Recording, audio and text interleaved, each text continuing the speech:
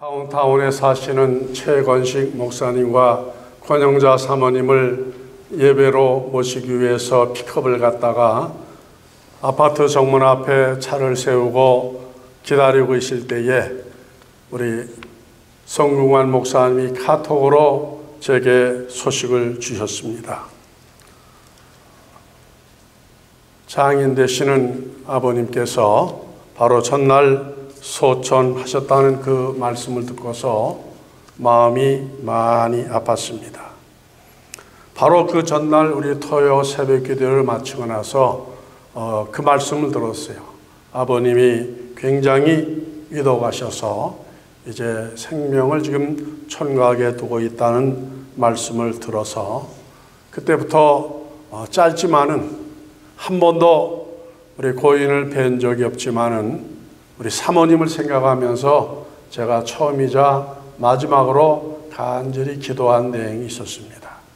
제가 그때 기도한 내용은 무엇이었는가 하니 우리 사모님이 한번 아버님을 만나 배울 수 있도록 그 생명을 하나님께서 연장해 주시기를 간절히 기도하였었는데 일찍이 알았으면 더 많이 기도했을 것 같다가 이제 그러고 나서 돌아가셨다고 하는 소식을 듣게 됐을 때 참으로 제 자신에게도 충격으로 달아왔었던 것입니다. 그러면서 지난 2, 3일 동안 우리 그 송순진 사모님의 아버님을 계속해서 생각하면서 이제 유가족들을 위해서 기도하는데 성령님께서 제게 위로의 말씀을 주셨어요. 나 깜짝 놀랐어요. 어제까지 장례식을 준비하면서 그런 위로의 말씀을 처음 받아봤습니다. 저는 특별히 그 장례 은사를 많은지 그동안 목회하면서 다른 어느 목사님보다도 장례식을 많이 집례했었는데 그런 경험이 처음이었습니다. 그래서 그 말씀을 바꿔서 성경을 몇 번 그 내용을 읽고 또 읽으면서 하나님께서 우리 고인을 품어주셨고 천국으로 모셔갔다는 확신을 얻으면서 이제 오늘 이 예배를 기쁨으로 준비하게 되어져서 얼마나 감사한지 모르겠습니다. 성령께서 제게 해주신 말씀은 마태복음 7장 16절로부터 18절의 말씀이었습니다. 제가 그 말씀을 소개하겠습니다. 그의 열매로 그들을 알지니 가시나무에서 포도를 엉겅퀴에서 무화과를 따겠느냐. 이와 같이 좋은 나무마다 아름다운 열매를 맺고 못된 나무가 나쁜 열매를 맺나니 좋은 나무가 나쁜 열매를 맺을 수 없고 못된 나무가 아름다운 열매를 맺을 수 없느니라. 아름다운 열매를 맺지 아니하는 나무마다 찍혀 불에 던지우니라. 이러므로 그의 열매로 그들을 알리라. 나더러 주여 주여 하는 자마다 천국에 다 들어가는 것이 아니요 다만 하늘의 뜻대로 행하는 자라야 들어가리라. 누구의 말씀이죠? 예수님의 말씀, 하나님의 말씀, 성령님의 말씀입니다. 땅 위에 존재하는 나무는 두 가지로 나누어진다고 말씀하고 있습니다. 좋은 나무하고 무슨 나무? 나쁜 나무라고 말씀하였습니다. 중간은 없는 거예요. 어떤 나무가 좋은 나무이고 어떤 나무가 나쁜 나무입니까? 좋은 나무는 무슨 열매를 맺는다고요? 아름다운 열매를 맺는다 그랬습니다. 아름다운 열매. 그러나 나쁜 나무는 아무리 좋은 아름다운 열매를 맺고 싶고 또 싶어도 그 열매를 맺을 수가 있다고요? 없다는 겁니다. 나무의 근본이 그러하기 때문에 그러는 것이죠. 주님이 말씀하시는 이 나무는 무엇을 말하는 거 아니? 우리 인생을 말하는 겁니다. 사람을 말하는 거예요. 우리 자신들을 말씀하는 겁니다. 사람은 두 가지 중에 하나일 수밖에 없다는 것이죠. 좋은 사람과 어떤 사람? 나쁜 사람입니다. 누가 보실 때에? 하나님이 보실 때에 좋은 사람과 나쁜 사람이 있는 것을 말씀하여 준 것입니다. 그러면 어떤 사람이 좋은 사람이고 어떤 사람이 나쁜 사람인가? 하나님이 인정하시고 하나님이 축복을 이끄시는 천국으로 향하는 사람이 좋은 사람이고 좋은 나무이고, 그 다음에 진노받는 형벌의 곳 지옥으로 떨어지는 사람이 나쁜 사람인 것을 말씀하여 주는 것입니다. 저는 오늘 순서지를 통하여 그 안선영 성도님이 정말로 하나님이 기뻐하시는 의롭고 정직한 그 올곧은 길을 한평생 살아오셨던, 우리 시대 가장 모범적인 삶을 사셨던 분인 것을 알게 하셨습니다. 몇 년 동안 부인 권사님을 내조하셨다고, 병든 권사님을 19년 동안. 이게 보통 쉬운 일이 아닙니다. 쉬운 일이 아닙니다. 아마 그동안에 우리 아버님이 속이 다 썩어 문드러져 가지고 그렇게 일찍 돌아가시 않나 그런 생각도 해보게 되어집니다. 우리가 고인의 양력을 우리 지금 송 목사님 통하여 듣지 않았습니까? 어떻게 그렇게 참 자신을 위해서 살지 않냐고 이웃을 향하여서 아름답고 섬기는 그런 삶을 살 수 있겠습니까? 고인이 얼마나 훌륭한 분이셨다는 것을 나는 사모님을 통하여서 느끼고 있었습니다. 사모님의 언행, 사모님의 인격, 사모님의 품행, 그 몸가짐, 그 자세, 그게 스스로 만들어진 것이 아니야. 가꾸어져서 만들어진 것이 아니라 그 모든 것이 어디에서 온 거예요? 나무에서 온 거죠. 뿌리에서 온 겁니다. 알게 모르게 어머님으로부터, 그 아버님으로부터 그 모든 것이 나온 거예요. 나는 누가 나에게 당신의 성격과 성품은 어디에 왔습니까? 묻는다면은 나는 즉시 답합니다. 저는 할아버지의 그 삶을 통하여서 그 삶을 흠모하고 또 그분의 그 인격을 배우기를 아주 좋아하고 그 성품을 너무 좋아해서 마음속에 담았습니다. 아버지에게는 별로 그렇게 감동적인 삶을 내가 받지 못했는데 할아버지를 통하여서 그런 그 참 좋은 성품과 품성을 제가 받아서 지금까지도 그것을 누리게 된 것을 얼마나 감사하고 있는지 모르겠습니다. 지난 주일 예배를 마치고 집에 도착하자마자 집사람이 문 열고 들어서자마자 나에게 그런 말을 하더라고요. 아니, 김진애 권사님이 3살 때 어머니가 돌아가셨다고 그러는데 그거를 알고 있었냐고 그러더라고요. 나 30년 동안 우리 교회 섬겼지만 몰랐어요, 권사님. 저한테 그 말 안 하셨죠? 근데 지난 주일날 그 말씀 하셨다는 거예요. 근데 그 말을 듣는 순간에 가슴이 얼마나 답답하고 그냥 먹먹한지 모르겠어요.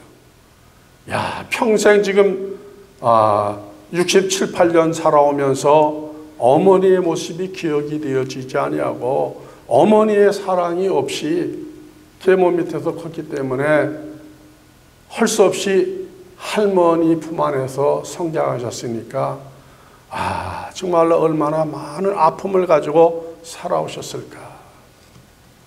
다시 김 권사님을 제가 생각하라고 정말로 머리가 저절로 숙여졌습니다. 얼마나 많이 아프시고 얼마나 많이 울으셨겠습니까? 권사님이 올 때 누가 위로해 줄 사람이 있습니까? 아무도 없죠. 홀로 하늘을 보고 가슴 뛰며 통곡하셨을 거예요. 그런데 우리 송 사모님은 상대적으로 세상에서 가장 좋으신 어머님 권사님과 우리 모두가 인정하는 훌륭하신 교육자시며 자랑스러운 아버님의 딸로 사셨으니 이거 보통 축복이 아니죠. 어려서부터도 선생님의 딸이래, 교감 선생님의 딸이래. 길을 가도 모두가 다 지목하면서 그 아버님을 존경하듯이 우리 송사님을 또 얼마나 예쁘게 보시고 귀엽게 보시고 사랑을 많이 받으셨을까. 우리 송사모님 정말로 복받은 사모님 것을 감사할 수 있기를 바랍니다. 그런 아버님을 보내시는 그 슬픔이 왜 슬프지 않겠습니까? 말로도 할 수 없는 그 아픔이지만은 그래도 자랑스러운 아버지, 누구에게 드러내도 부끄럽지 않은 그런 부모님을 허락하신 하나님 앞에 감사하면서 잠시 세상에서는 이제 작별하지만은 하나님께서 뭐라고 말씀하셨어요? 우리에게 곧 무엇을 주신다? 만남을 주신다고 약속하셨습니다. 누구의 약속이요? 사람의 약속이 아니라 주님의 약속이 아니겠습니까? 이제 우리가 교독한 누가복음의 말씀을 통하여서 위로받기를 원합니다. 25절에 예수님께서 이렇게 말씀하십니다. 이것을 기억하라. 이 말씀으로 유가족이 위로받으시길 바랍니다. 동물과 달리 사람에게는 하나님께서 기억의 은사를 주셨어요. 언어의 은사를 주셨습니다. 사고, 생각하는 은혜를 주셨죠.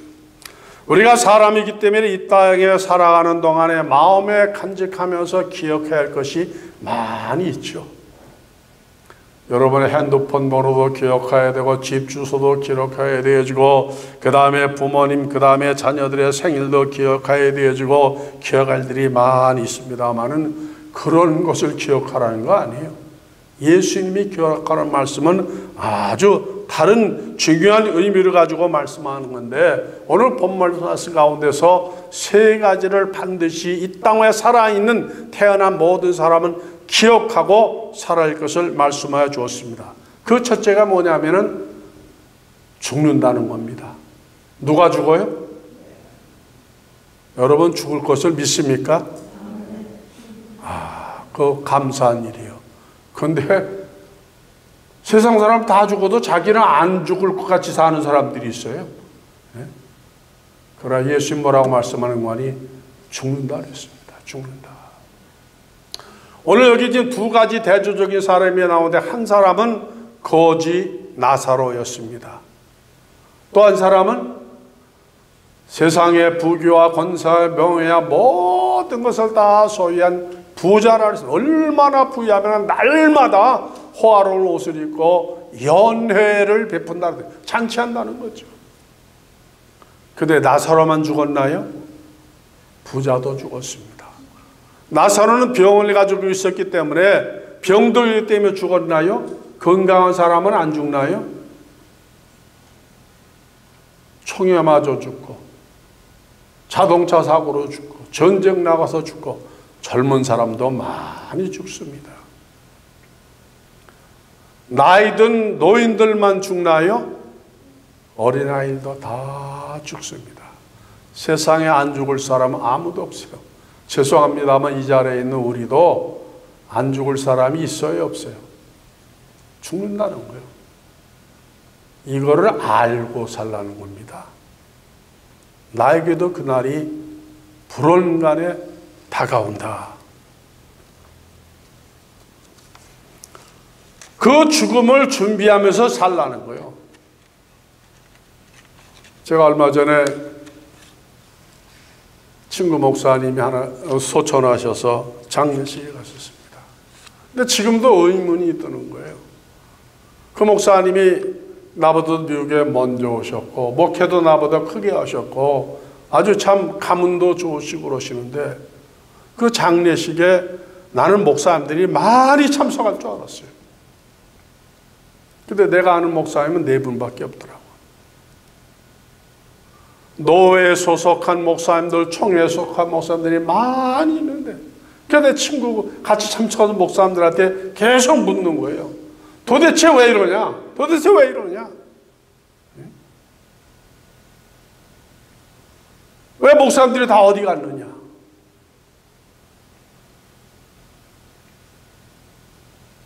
이유가 있을 거예요. 이유가.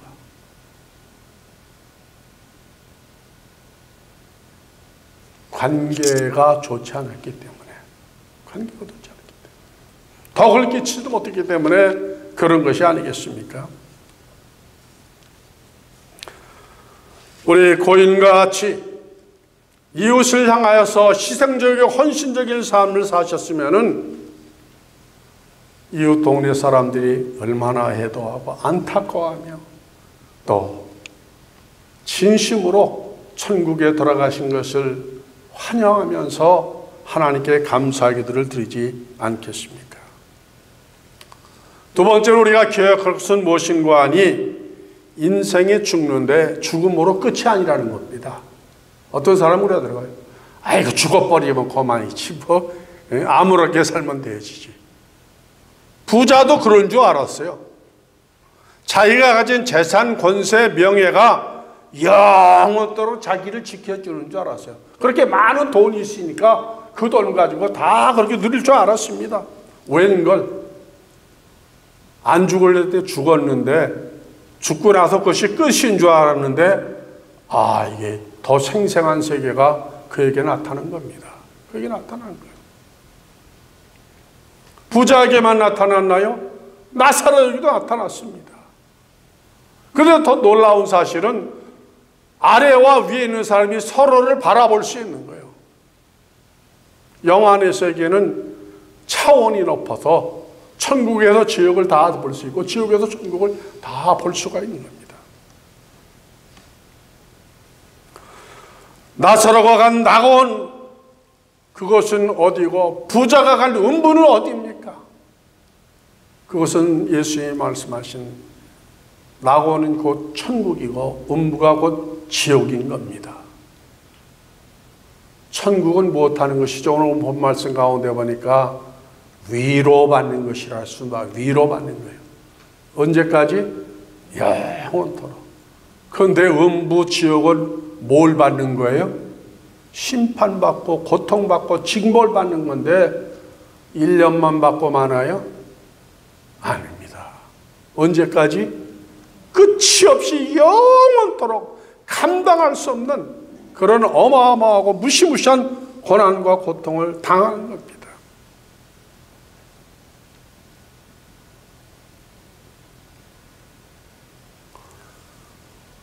그런 것이 있을 줄 알았으면 부자가 어떻게 했을까요? 나사로처럼 살았겠죠. 나사로가 믿은 하나님을 믿으면서 살았겠죠. 그런데 그 몰랐기 때문에 그냥 살았던 거예요. 그런데 지옥에 들어가서 그때서 비로소 깨달은 겁니다. 그래가지고 정신이 벌떡 났어요. 왜냐하면 세상에 있는 5 형제가 자기와 똑같이 생각하고 그들도 영원히 살 줄 알았는데 죽고 나면은 어디로 갈 거예요? 가기 싫어도 그걸로 던짐을 당할 때 자기 있는 곳에서 떨어질 테니까. 야, 그 사람은 또 형제 우애가 대단한 사람이네요. 네? 내 형제들만큼은 제발 여기 지옥에 오지 아니하도록 저 당신 품 안에 있는 나사로가 우리 집 앞에 있었던 사람이기 때문에 나사로가 주는 것을 우리가 다 장사 지내줬고 우리 집 늘 밥을 얻어먹던 사람이기 때문에 우리 형제 5명이 나사로에 대해서 너무나도 잘 알기 때문에 그를 살려서 세상에 보내주면은 우리 형제들이 나사로를 다 알아본다는 거예요.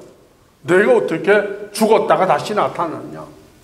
내가 여기 오는 것은 지옥에 있는 당신의 형님이 하나님께 간절히 애원을 해가지고 나를 대신 보내서 지옥에 있는 상황을 말해주고 형처럼 이곳에 오지 말고 바르게 살라고 요청을 해서 왔다고. 그렇게 해달라. 그럴 거라고. 그때 예수님이 뭐라고 하셨어요? 거절하셨어요. 거절한 이유가 뭐죠? 이미 세상에는 선지자가 있다 그랬습니다. 성경이 있다는 거예요. 교회의 말씀을 듣지 아니하는 사람은 죽었다 살아난 사람이 천년 만명에 가서 내가 천국에서 왔다, 내가 지옥에서 왔다, 내 형하고 같이 불구덩이에서 있다 왔다. 그러니 정신 차리고 바르게 믿고 지옥까지 말고 천국에 가라고 그런 말을 해도 믿는다 그래서 안 믿는다 그랬어요? 안 믿는다 그랬습니다. 안 믿죠. 안 믿는 거예요. 죽어도 안 믿죠. 성령의 감동이 없으면요 절대로 안 믿습니다. 그런데 우리에게 이 믿음을 주신 것은요 얼마나 큰 은혜요 축복인지 모르는 것입니다. 정말로 감사한 일이죠.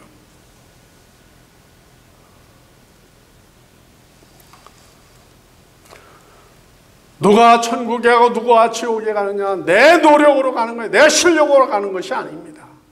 하나님의 은혜로 가는 것이죠. 좋은 나무가 되어야, 좋은 열매 맺는 나무가 되어야 가는 것입니다. 그럼 어떤 나무가 좋은 나무이냐? 예수님께서 요한복음 14장에서 말씀하지 않습니까? 너희는 마음에 근심하지 말라. 하나님을 믿으니 또 나를 믿어라. 내 아버지 집에 거할 것이 많도다. 그렇지 않으면 너희에게 일렀으리라. 내가 너희를 위하여 처소를 예비하러 가노니 가서 너희를 위하여 처소를 예비하면 내가 다시 와서 너희를 내게로 영접하여 나 있는 곳에 너희도 있게 하리라.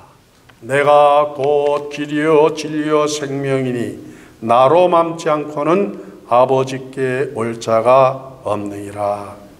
누가 아버지의 나라에 영원토록 거할 수 있다 그랬습니까? 예수 그리스도를 믿는 사람이라 그랬습니다. 예수님이 이렇게 소중한 거예요. 교회가 우리에게 이렇게 엄청난 것입니다. 다른 이름으로는 누구도 그 나라에 들어갈 수가 없는 거예요. 다른 어떤 종교로도 그 나라에 들어갈 수가 없는 것입니다. 우리가 사는 동안에 다른 것은 몰라도 나의 구원은 오직 예수 그리스도의 보혈로만 이루어진다는 이 사실은 절대로 망각하지 않고 굳게 잡으시고 살아가야만 한 이유가 되어지는 것입니다. 세 번째로 기억할 것이 있죠. 그것은 데살로니가서 4장 14절로부터 18절의 말씀인데 이렇게 기록하고 있습니다. 우리가 예수에 죽었다가 다시 사심을 믿을진데 이와 같이 예수 안에서 자는 자들도 하나님이 저와 함께 데리고 오시리라. 우리가 주의 말씀으로 너희에게 이것을 말하노니 주 강림하실 때까지 우리 살아남아 있는 자도 자는 자보다 결단코 앞서지 못하리라. 주께서 호령과 천사장의 소리와 하나님의 나팔로 치니 하늘로 쫓아 강림하시리니 그리스도 예수 안에서 죽은 자들이 먼저 일어나고 그 후에 우리 살아남은 자도 저희와 함께 구름 속으로 끌어올려 공중에서 주를 영접하게 하시리니 그리하여 우리가 항상 주와 함께 있으리라. 이 말씀은 무엇을 말씀하는 것이죠? 죽은 자의 부활입니다. 우리가 예배 시간마다 사도신경을 고백하지 않아요? 그럴 때 어떻게 고백하죠? 누구의 부활을 믿는다고 그랬어요? 예수님의 벌점 우리도 부활할 것을 믿는다고 고백하지 않습니까? 매주 고백하면서 어떤 사람이 그러더래요. 목사님, 그 정말로 내가 죽었다가 부활할까요? 아니 불구덩이에 들어가고 땅속에 들어가고 다 썩었는데 부활할까요? 사람은 알 수 없죠. 의학은 알 수 없어요. 그러나 창조의 하나님은 가능하십니다. 100년 전, 1000년 전, 10,000년 전에 죽었던, 아니 그 이전에 죽었던 사람들도 주님께서 다시 티끌 가운데서 부활시키신 능력이 있은 것을 믿지 않습니까? 어떤 분이 나한테 그러더라고요. 목사님, 그러면 부활하면은 얼마나 이 땅에서 더 살 수 있습니까? 그때 그랬어요. 얼마나 더 살고 싶습니까? 기껏해서 뭐 몇십 년 얘기하더라고요. 부활의 우리의 몸은 그런 몸이 아닙니다. 부활하면 다시 죽어요, 안 죽어요? 천사, 하늘에 있는 천사들처럼 죽지 않는데 언제까지 안 죽어요? 영원히 안 죽죠. 부활하신 예수님의 그 몸처럼 우리의 몸이 신비로운 몸이 되어져서 다시 죽지 않고 늙지 않고 영원히 시공간을 초월하는 영생하는 몸으로 부활을 시켜 주시는 겁니다. 그래서 뭐라고 말씀하는 거니? 데살로니가서 4장 18절 맨 끝처럼 이렇게 말씀하고 있는데 따라하시기 바랍니다. 그러므로 이 여러 말로 서로 위로하라. 우리가 살아가면서 만나는 슬픔 가운데 가장 큰 슬픔은 사랑하는 가족이 죽음을 통하여 이별하는 겁니다. 다시 만날 수 없고 다시 느낄 수 없기 때문에 그 죽음이 가져다주는 그 고통은 너무나도 큰 것이기 때문에 신앙의 조상에 있었던 아브라함도 창세기 23장에 보니까 그의 부인 사라가 죽었을 때 대성통곡 며칠씩 하는 것을 그냥 동네 사람들이 다 들었었던 거예요. 얼마나 기가 막히면은 그 가슴을 치면서 통곡을 했겠습니까? 왜 안 그렇겠어요? 더군다나 그 어린 자녀가 세상을 떠나게 되면 그 부모는 가슴이 찢어지지 않습니까? 그냥 여기를 치면서 막 우는 사람을 보았는데, 죽음에는 세상 어느 곳으로도 위로를 할 수가 없는데 예수님께서 무엇으로 위로받으라 그랬어요? 이 말씀으로 위로받으라. 무슨 말씀? 다시 부활시켜 주신다. 누구를?